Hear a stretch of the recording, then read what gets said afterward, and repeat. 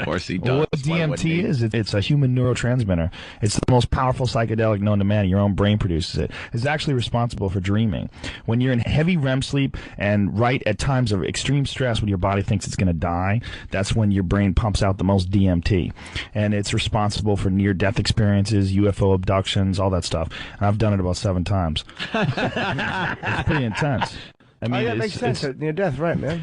Well, yeah, near-death experiences, and it's responsible for UFO abduction experiences because the idea is that an endogenous dump of DMT is that it's stored in a pineal gland, and the pineal gland is literally your third eye. It's exactly where the third eye is in Eastern mysticism, like right between the 2 eyebrows, and it actually has a retina and a cornea and a lens in reptiles, and it produces DMT. And DMT, even though it's the most powerful psychedelic drug known to man, it's in every single ecosystem all over the world. It exists in plants and grasses, and it's everywhere. I mean, it's really the craziest drug to be illegal everywhere because everyone's got it in their system. It's like everyone's holding. That was like Terrence McKenna's line. Yeah.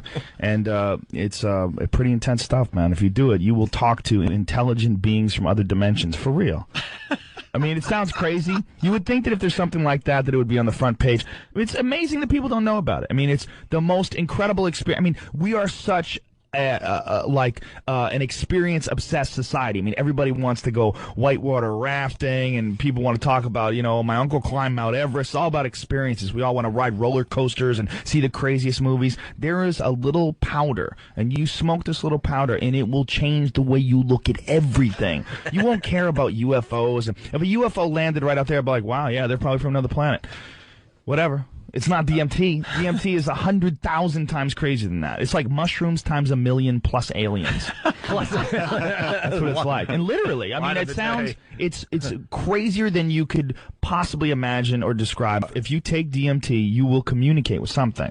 And it's so beyond description that me talking about it is like trying to explain a kaleidoscope to a blind man. I mean, it just doesn't make sense. Like, there's no way you could explain it. I mean, it's so beyond anything you can explain. But something communicates with you when you do this stuff. And my words do it no justice. You would take it on a plane? No, it's not something. It's not recreational, and it's not something you can take on a plane because you have to smoke it. You know, and you wouldn't want to be around people and noises or anything. You'd want to be in total darkness, desert or silence, and you want to just experience that. Can you have bad trips on DMT? Sure, you can have bad trips in anything, but bad trips are usually you trying to resist and your ego trying to control the situation, and you realizing what a piece of poo you really are. You know, like your ego protects you from a lot of your terrible behavior, and it justifies a lot of things you do. But man, when mushrooms or DMT or anything that removes the ego, it just shows you what your life is really like and who you really are. That's where the bad trips come from. Bad trips don't come from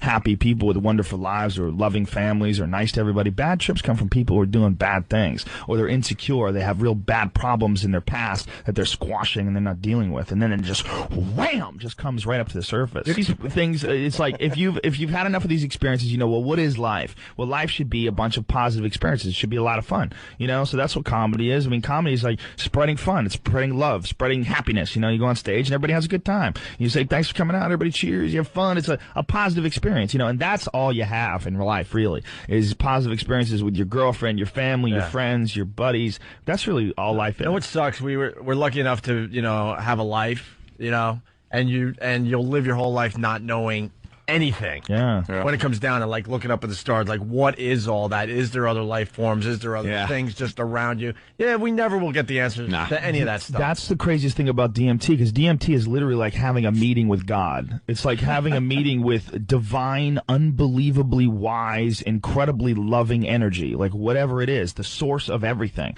And it leaves you so humbled that after it's over, you have it's like literally like you're still you still look like you still wear the same clothes you are, but you're not really you anymore. I mean, you literally have been changed. You have experienced something that very few humans experience. And the thought to me that people can go through their entire lives and not know about this is an incredible waste of time.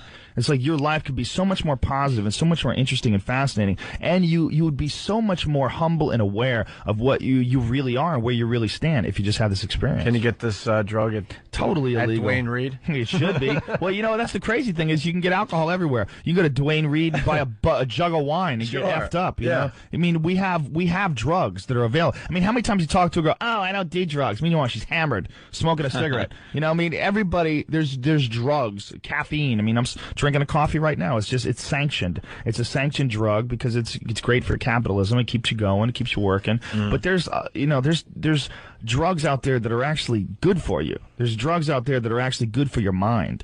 I do drugs because I find the state that psychedelic drugs put you in very fascinating and very introspective, and you can learn a lot about yourself. You can learn about a lot about life because it removes you and your ego from the equation. You get to look at things from like a newborn's perspective. That's why I do it. I don't do anything like, I don't do coke or meth or anything dangerous, anything that's addictive. I have never done coke. I've never done speed. I've never done heroin. I won't do anything that can hurt you.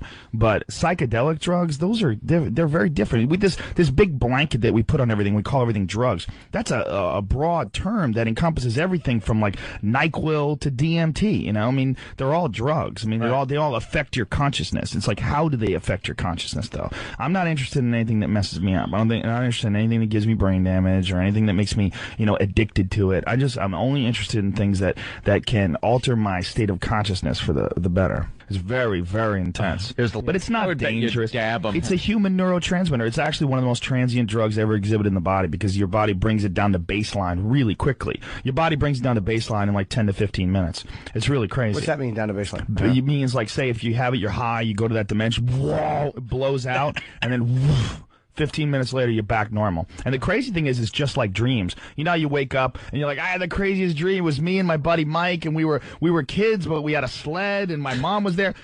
And then 5 minutes later, you're like, what the hell was my dream? Yeah. That's exactly what a DMT trip is like. It's like gold dust slipping through your fingers.